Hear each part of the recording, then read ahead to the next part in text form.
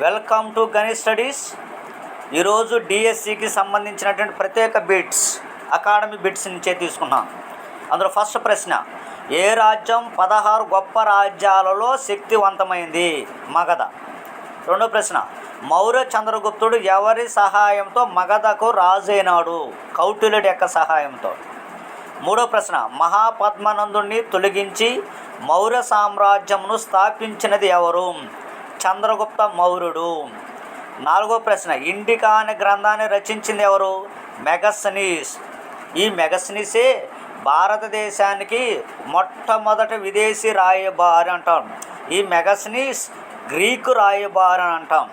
ఈ మెగస్తనీస్ మౌర్యుల యొక్క పరిపాలన, మరి అదేవిధంగా మౌర్యుల కాలం పరిస్థితుల గురించి అతను రచించిన మెగస్తనీస్ అంటే ఇండికా గ్రంథంలో తెలియజేయడం జరిగిందని మనం చెప్పుకోవచ్చు.